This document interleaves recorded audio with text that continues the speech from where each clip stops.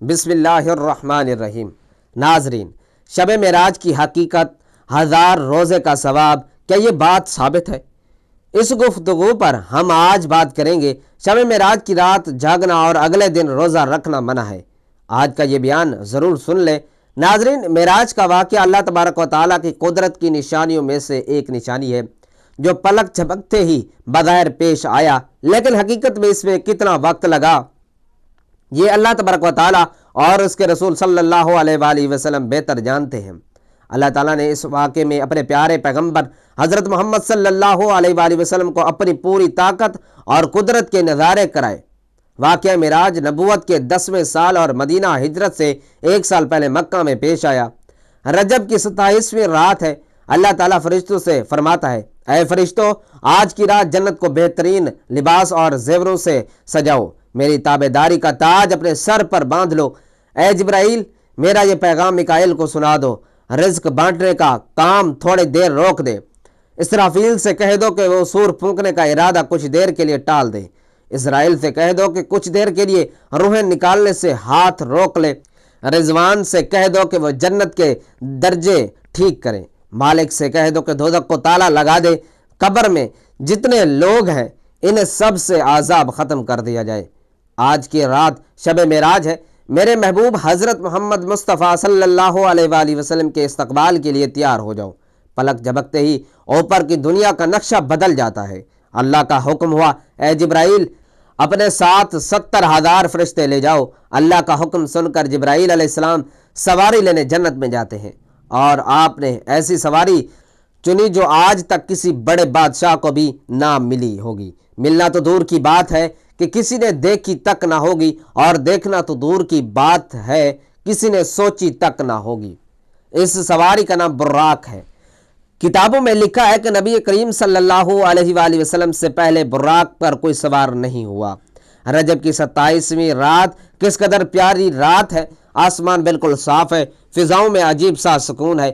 رات آہستہ آہستہ مستی میں ڈوبتی جا رہی ہے۔ ستارے پوری چمک کے ساتھ چمک رہے ہیں۔ پوری دنیا پر خاموشی طاری ہے۔ آدھی رات گزرنے کو ہے۔ اچانک آسمانی دنیا کا دروازہ کھلتا ہے۔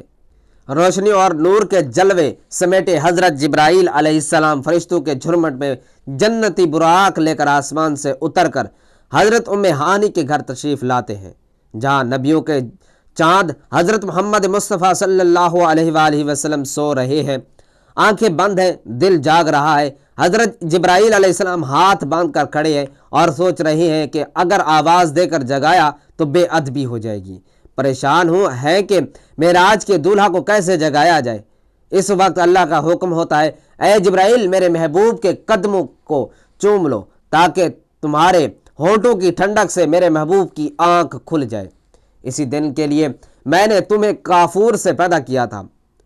حکم سنتے ہی حضرت جبرائیل علیہ السلام آگے بڑھے اور اپنے ٹھنڈے ہونٹ محبوب خدا حضرت محمد صلی اللہ علیہ وآلہ وسلم کے نازک قدموں سے لگا دیے۔ یہ منظر بھی کتنا پیارا ہوگا جب جبرائیل علیہ السلام نے کائنات کے فخر حضرت محمد صلی اللہ علیہ وآلہ وسلم کے قدموں کا بوسہ لیا۔ حضرت جبرائیل علیہ السلام کے ہونٹوں کی ٹھنڈک پا کر حضور نبی کریم صلی اللہ علیہ وآلہ وسلم بیدار ہوتے ہیں اور پوچھتے ہیں، اے جبرائیل، کیسا آنا ہوا؟ عرض کرتے ہیں، یا رسول اللہ، اللہ تعالیٰ کی طرف سے بلانے کا پیغام لے کر حاضر ہوا ہوں۔ یا رسول اللہ صلی اللہ علیہ وآلہ وسلم، اللہ تعالیٰ آپ سے ملاقات کا بہت مشتاق ہے۔ حضور نبی کریم صلی اللہ علیہ وآلہ وسلم تشریف لے چلے۔ زمین سے لے کر آسمانوں تک سارے راستوں پر آپ کو دیکھنے والے ہاتھ باندھے کھڑے ہیں۔ چنانچہ آپ نے سفر کی تیاری شروع کی۔ یہاں یہ بات یاد رہے کہ یہ سفر صرف ایک سیر نہیں تھی، بلکہ انسانیت کی عزت کی معراج تھی۔ جب آپ نے براق پر قدم رکھا تو وہ خوشی سے جھومنے لگا۔ جبرائیل علیہ السلام نے کہا، اے براق، ٹھہر جا، تجھ پر وہ ہستی سوار ہو رہی ہے جو تمام جہانوں کے لیے رحمت ہے۔ یہ وہ لمحہ تھا جب کائنات کے ذرے ذرے نے اپنے پیدا کرنے والے کی تسبیح پڑھی اور فضائیں درود و سلام کی آواز سے گونج اٹھیں۔ آپ کا یہ سفر زمینی فاصلوں سے دور ہو کر آسمان کی گہرائیوں میں اتر گیا، جہاں وقت رک گیا اور جگہ سمٹ گئی۔ اس موقع پر حضرت جبرائیل علیہ السلام نے آپ کا سینہ مبارک کھول کر دل نکالا، پھر سونے کا ایک تھال لایا گیا جو ایمان اور حکمت سے بھرا ہوا تھا۔ اس کے بعد حضور کے دل کو دھویا گیا، پھر وہ ایمان اور حکمت سے بھر گیا۔ اس دل کو سینہ مبارک میں اس کی جگہ پر رکھ دیا گیا۔ بخاری شریف اور مسلم شریف میں یہ بات لکھی ہے کہ حضرت جبرائیل علیہ السلام نے سینہ کھولنے کے بعد دل کو زمزم کے پانی سے دھویا اور سینہ بند کر دیا۔ حضرت جبرائیل علیہ السلام فرماتے ہیں کہ دل ہر قسم کی خرابی سے پاک ہے، اور اس میں 2 آنکھیں ہیں جو دیکھتی ہیں اور 2 کان ہیں جو سنتے ہیں۔ اس کے بعد آپ کی سواری کے لیے ایک جنتی جانور لایا گیا اور آپ مسجد اقصیٰ کی طرف روانہ ہوئے۔ اس راستے میں آپ کو عجیب و غریب چیزوں کو دکھایا گیا۔ مختلف قومیں اپنے گناہوں کی وجہ سے مختلف سزاؤں میں مبتلا تھیں۔ مسجد اقصیٰ پہنچ کر رسول اللہ صلی اللہ علیہ وآلہ وسلم نے تمام نبیوں کو نماز کی امامت فرمائی۔ اس کے بعد فرشتوں کے ساتھ آسمانوں کی طرف روانہ ہوئے، اور آسمانوں میں آپ نے مختلف انبیاء کرام، حضرت آدم علیہ السلام، حضرت یحییٰ، حضرت عیسیٰ، حضرت یوسف، حضرت ادریس، حضرت ہارون علیہ السلام، حضرت موسیٰ علیہ السلام اور حضرت ابراہیم علیہ السلام سے ملاقات فرمائی۔ اس کے بعد آپ کو سدرۃ المنتہا کی طرف بلند کیا گیا۔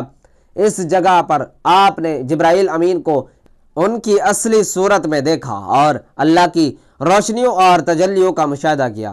یہاں سے آپ اللہ کی بارگاہ میں پہنچے، وہاں سجدہ کیا اور بغیر کسی واسطے کے اللہ سے کلام کرنے کا شرف حاصل کیا۔ اسی موقع پر نماز فرض کی گئی۔ وہاں سے واپسی پر آپ دوبارہ بیت المقدس میں اترے، وہاں سے براق پر سوار ہو کر صبح سے پہلے مکہ مکرمہ پہنچے۔ آپ نے رات گزارنے کے بعد یہ واقعہ لوگوں میں بتانے کا ارادہ فرمایا۔ ایک روایت میں ہے کہ آپ نے فرمایا، مجھے اس رات بیت شریعت کے ماہرین فرماتے ہیں کہ 27 رجب کا روزہ رکھنا دین میں اپنی طرف سے اضافہ ہے۔